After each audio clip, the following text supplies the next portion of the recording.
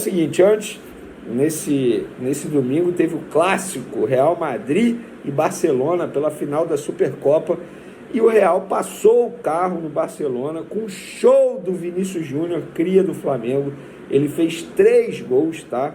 Impressionante. O 4º gol foi marcado pelo Rodrigo, que também é brasileiro, o Rodrigo, e o Vinícius Júnior tornou-se apenas o 3º brasileiro a anotar hat-trick, ou seja, a fazer 3 gols no clássico Barcelona e Real Madrid, Barcelona, e decidiu o título.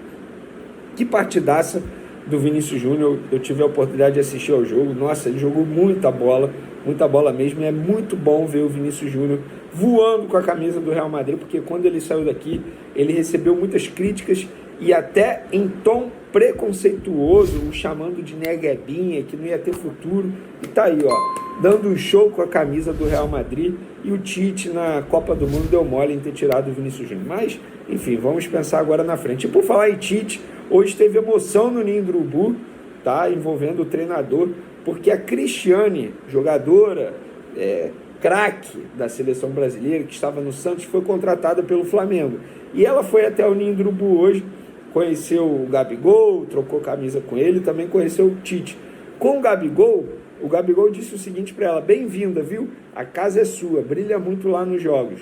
Sou muito fã, ia muito na Vila ver os jogos, afirmou o Gabigol, que é nascido em 1996 e atleta da base do Peixe nas 2 primeiras passagens de Cristiana lá pelo Santos. Quando ela viu o Tite, ela chorou muito, cara, e ela falou: realização para qualquer atleta, por toda a história do Tite, por tudo que ele fez na nossa seleção, pelo que vem construindo. Não faz isso! Amigo, a inteligência que ele tem de leitura de campo, até falei para ele que fiz a licença B da CBF, e ter a oportunidade de escutá-lo e pegar um pouco das ideias dele para tentar trazer, quem sabe, futuramente para o futebol feminino é muito gratificante e muito legal. E é muito legal sentir isso das pessoas também. Tomara que eu consiga trazer para nós, para dentro do futebol feminino. Vai ser muito gratificante. Pô, maneiro. Acho que o Flamengo foi muito bem fazendo essa contratação de futebol feminino, que a Cristiane tenha todo o sucesso do mundo com a camisa rubro-negra. Hoje também foi dia de movimento lá na Gávea, pois é, porque nesse domingo, no Remo da Gávea, a galera da situação, os apoiadores da situação, que apoiam a candidatura do Rodolfo Landim e o futuro candidato dele, porque esse ano é ano de eleição. O Landim não pode se candidatar novamente. Ele vai apoiar alguém. E os apoiadores de Landim, o futuro candidato dessa chapa, dessa situação, se reuniram hoje lá na Gávea e cerca de 500 associados marcaram presença no churrascão que estava lá. Da diretoria atual estava Marcos Braz, Diogo Lemos, que são 2 integrantes aí do Conselho de Futebol, estava Cacau Cota, diretor de Relações Externas, Rodrigo Duz, atual VP Jurídico Geral, Gustavo Oliveira, que é VP de Comunicação, Antônio Alcides, presidente do Conselho Deliberativo, estava uma galera lá. Além disso, Patrícia Morim, Eli Ferraz e Delaí Dombrowski, que são 3 ex-presidentes do Flamengo. Cara, olha, vou te falar, a política já começou pelo menos no bastidores. E uma figura importante não marcou presença, BAP. Há quem diga lá na Gávea, nos corredores da Gávea, que BAP será um dos candidatos à presidência do Flamengo, sendo apoiado ou não por Rodolfo Landim. A ver, confesso que eu estou extremamente curioso para essa eleição, porque promete muita coisa. E o Braz, que marcou presença lá na Gávea, viaja hoje à noite, pelo menos essa é a previsão, nesse domingo à noite, ao lado de Bruno Spindel para a Europa. Os 2 vão lá em busca de reforços para o Flamengo. Eles primeiro vão parar em Portugal, depois eles viajam à Espanha, porque o foco, no primeiro momento, será tentar a contratação de Luiz Henrique. A ideia é sentar com os espanhóis do Betis, conversar olho no olho e tentar a contratação desse jogador. Qual é a estratégia do Flamengo? Só dando os devidos créditos. Essa informação foi publicada primeiro pelo jornalista Júlio Miguel Neto. Os espanhóis noticiaram lá na Espanha e agora a imprensa brasileira está noticiando aqui também. Qual vai ser a estratégia para tentar contratar o Luiz Henrique? Eles vão chegar lá, olho no olho, e vão falar: olha só, a gente já contratou Gabigol, Pedro, Thiago Maia, vários outros. O próprio Kennedy, que não deu certo aqui no Flamengo, mas o Flamengo fez essa estratégia. Ó, a gente paga pelo empréstimo dele de 1 ano. Exemplo, hipoteticamente falando, 2 milhões de euros. Se ao término do empréstimo a gente quiser exercer a opção de compra, esse valor é descontado da opção de compra. Que tal? Vocês topam? E aí vai ser uma negociação olho no olho. O Betis não tem o desejo de emprestar o Luiz Henrique. Se o Flamengo conseguir essa contratação, vai ter que elogiar, porque de fato o Betis está fazendo um jogo extremamente duro para negociar o Luiz Henrique por empréstimo. Tanto é que o Corinthians, outro clube que tentou empréstimo com obrigação de compra se ele disputasse 70% das partidas, desistiu do jogador pela dificuldade das negociações com o Betis. O que faz sentido, embora o Betis queira vender esse jogador para abrir vaga de estrangeiro, ele está sendo utilizado. Inclusive, se eu não me engano, ele jogou ontem na vitória do Betis. Ele está sendo utilizado. Ele não é um jogador que não está sendo utilizado. É totalmente diferente da situação do Gabigol, quando ele foi contratado pelo Flamengo, da situação do Pedro, quando ele foi contratado pelo Flamengo. O Thiago Maia estava em baixa, lá no Lille, muito em baixa, extremamente pouco utilizado, a verdade é essa. Então, o Flamengo vai ter uma dificuldade muito grande. E depois eles vão tentar também o Vina. A situação do Vina é simples. A Roma aceita vender, pede 10 milhões de euros. O Flamengo fez uma proposta de 6 milhões de euros. O Flamengo não vai chegar a 10 milhões de euros, mas vai aumentar a oferta e conversar pessoalmente com os dirigentes da Roma. Essa é a estratégia. Venei, o Léo Ortiz, que está aqui no Brasil, no Red Bull Bragantino, a diretoria desistiu? Não. Pelo contrário, o Léo Ortiz, inclusive, no jogo treino do Bragantino hoje, ele foi treinar à parte. Ele não foi utilizado no jogo treino. E segundo eu apurei como jogador do Red Bull Bragantino, a linha defensiva do Bragantino nesse jogo treino foi formada da seguinte maneira: 3 jogadores. Zagueiro DG pela direita, Luan pela esquerda e o Lucas Cunha centralizado. O Léo Ortiz, que terminou a temporada em alta com a camisa do Red Bull Bragantino como capitão, ele nem entrou em campo. Olha como está a situação do Léo Ortiz. Está ficando insustentável. E está assim já há 1 semana. O Red Bull Bragantino, na minha visão, vai chegar uma hora que vai ter que aliviar um pouco na pedida para vender o jogador. Não faz o menor sentido você pedir 10 milhões de euros para vender o Léo Ortiz. Bom jogador, mas não vale isso. Todo mundo sabe que não vale isso. Então essa situação desses 3 atletas aí, a diretoria, portanto, viajando na figura de Bruno Spina e Marcos Braz, a Europa para tentar Luiz Henrique e Vina. Para finalizar nosso vídeo, galera, o De La Cruz está fora da estreia do Flamengo no Campeonato Carioca. Por quê? O que acontece? De acordo com o regulamento do estadual, o jogador precisa estar regularizado até 5 dias antes do início da competição, marcado para o dia 17 de janeiro. Portanto, o De La Cruz teria que ter sido inscrito na última quarta, um dia antes da abertura da janela de transferência internacional. Então, De La Cruz, portanto, não tem nada que o Flamengo possa fazer, está fora da estreia. Ele deve fazer sua estreia, portanto, lá nos Estados Unidos, porque o elenco principal do Flamengo, grande parte, deve jogar a estreia do Campeonato Carioca, depois viaja para os Estados Unidos, onde o Tite vai fazer grande parte da pré-temporada, até amistoso com o Orlando City. Então, o De La Cruz deve fazer essa estreia lá nos Estados Unidos com a camisa do Flamengo. Até porque ele é o meia fora da Europa com o maior valor de mercado. Pode botar, produção, mas antes eu só ler aqui, Mauro, para você. Cara, desculpa o palavreado, mas é sacanagem a escalação do River, cara. Sendo que, ó, eu vou ler a escalação, mas antes só fazendo uma observação. A primeira substituição do River, com 20 minutos do segundo tempo, é o Julián Álvares que entra. O Julián Álvares que está no City hoje. Ó, Franco Armani, Gonzalo Montiel, campeão do mundo, Pinola, Lucas Martinez e Casco. Nátio Fernandes, depois Julián Álvares, Ezequiel Palácio, que está jogando muito no Bayer Leverkusen da Alemanha, Ezequiel Palácio, Enzo Pérez e Nicola Dela Cruz, Matias Soares e Santos Borré, que está indo agora para o Inter, e aí entrou o Lucas Prato aos 75. Né? Então essa é a escalaçãozinha do time do River, né? Time fraquinho, né? O time do River Plate. Daí, ó, só aí, porque o André falou muito sobre elenco, né? E aí, Promoção Nestlé Viajar. Segundo o Observatório do Futebol do Centro Internacional de Estudos de Esporte, o CIES, Gerson e Vitor Hugo, né, são os 2 jogadores com maior valor de mercado fora da Europa, de jogadores que atuam fora da Europa. E o De La Cruz é o 8º. Então o Flamengo tem 3 aí no top 10. Me surpreende aí o Gerson em primeiro, 40 milhões de euros, Vitor Hugo, 31 milhões de euros. Aí vem Milinkovic-Savic, o Kessié. Aí me surpreende o Gabri Veiga, porque eu achei que o Gabri Veiga poderia estar mais. Ele é um jovem promissor, é muito novo ainda. Ele acabou optando para ir lá para a Arábia, né? O Malcom, que está como meia aí, o Rafael Veiga, o De La Cruz, o André do Fluminense e o Rubem Neves. Tá aí, né? O Flamengo tendo 3 no top 10 aí de valor de mercado, né? Pelo estudo, Mauro. E aí tem o Gerson em primeiro, né? Só que o Gerson é um jogador.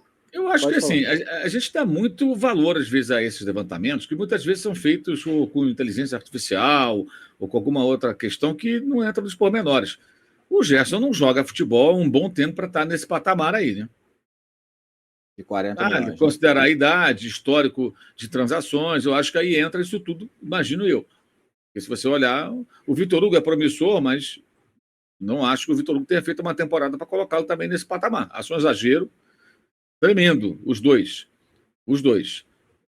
Enfim, aí aparece ali, o pessoal, pode ser que amanhã o Vitor Hugo jogue uma grande temporada e possa valer 30 milhões de euros. Para o Gerson. Quem pagaria 40 milhões de euros pelo Gerson? Isso não existe, isso é uma mera teoria.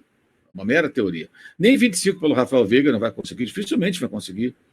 Já está com uma idade ali que é difícil ser vendido. A não ser que apareça uma dessas propostas de mercados alternativos maluca, né? O Rússia pagando 15 milhões de euros pelo Arthur.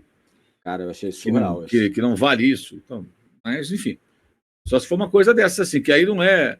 A gente nem entende muito bem esses negócios, por que o cara paga tanto, sei lá o que acontece. Mas eu acho um exagero. Os dois aí no topo, acho um exagero. O próprio Gerson saiu para o Olympique mais porque o Sampaoli conhecia ele, né? Era um conhecimento do Sampaoli. Isso em relação ao Gerson, só uma informação de agora, Mauro, porque você estava falando um negócio do Corinthians, né? Como é que o Corinthians vai fazer? A Justiça acabou de bloquear 1 milhão das contas do Corinthians por conta de uma dívida com o Romero, na primeira passagem. Eita, então, enfim, acabou de bloquear aí as contas do Corinthians. Então, enfim, é como o Corinthians está vivendo, mas está contratando, né? Inclusive, tem o zagueiro aí, o Félix Torres, para chegar, que ele não está conseguindo embarcar do México para o Brasil. Você acha que pode sobrar para o Gerson nesse time do Tite aí? A saída do Gerson com a chegada do De La Cruz, Mauro? Sim, eu estou com o André. Eu acho que ele é o forte candidato a ficar de fora no primeiro momento. Depois pode ser que ele possa ganhar espaço pela direita, será que o Tite vai jogar de repente com 4 no meio campo, 2 atacantes? Vai depender muito do que o Tite pretende fazer, mas partindo do princípio de que ele jogava como jogava no ano passado e parece que vai ser assim, né? Pelo menos é o que a gente imagina, eu acho que ele espirra desse time aí. O De La Cruz entrar, talvez não no primeiro jogo, porque o cara está voltando agora, não teve nenhum mês de férias, vai estar treinando. Talvez eles deixem para estrear o De La Cruz num outro contexto, mas sei lá o que vai acontecer. Mas com toda a disposição, acho que a tendência é ele perder espaço, sim. André, você acha que... Você vem falando isso já há um bom tempo, que acha que o Gerson pode perder espaço no time titular. Você acha que o Gerson perde espaço para o De La Cruz, e o De La Cruz fazendo uma função de segundo? Ou você acredita que o Tite pode jogar com o Alan, caso ele se recupere, ou se o Flamengo contratar um volante, não sei, com o Pulgar e o De La Cruz um pouco mais à frente? E aí na teoria, sairia Gerson e Luiz Araújo, por exemplo? Você vê, né? Você listou aí possibilidades, né? É o que prova que o elenco do Flamengo não é essa porcaria porque jogou mal em 2023. Não é, amigo. Não é. Tudo bem, essa lista aí pode ter seus exageros, mas é um indicativo. É um indicativo de que não é essa porcaria que estão vendo, não, irmão. Não é essa porcaria, não. O Vitor Hugo tem potencial? Tem. O Gerson tem qualidade? Tem. O problema é o meio, é o contexto, é o clube, é o clima do clube e tal, é a relação de comando, dirigente, tudo isso influencia no desempenho do jogador. Se o Tite conseguir organizar isso aí, cara, esse time volta a ter potencial, ter possibilidade de render muito futebol pro nível do futebol jogado aqui. Também não adianta querer cobrar que o Flamengo jogue igual o City. Não vai jogar, né? Agora, pro nosso nível aqui, o Flamengo tem condição, com esse elenco, com uma ou outra contratação pontual, digamos, esses 2 que o Flamengo está buscando no mercado, o Ortiz e o Vinha. O Ortiz e o Vinha, sem comparar os jogadores, mas são jogadores de bom nível que estão vindo para o lugar do Rodrigo Caio e do Felipe Luiz e que podem jogar, e que vão jogar, vão entregar 40, 50 jogos na temporada. E não 0 como o Rodrigo Caio, ou como zagueiro foi 0, né? Ou não foi 0 porque ele jogou um pouco com o Vitor Pereira. Ou os poucos jogos que o Felipe Luiz conseguiu jogar em 2023. Saudações rubro-negras, sejam todos muito bem-vindos e muito bem-vindas ao nosso canal Mengão News Oficial.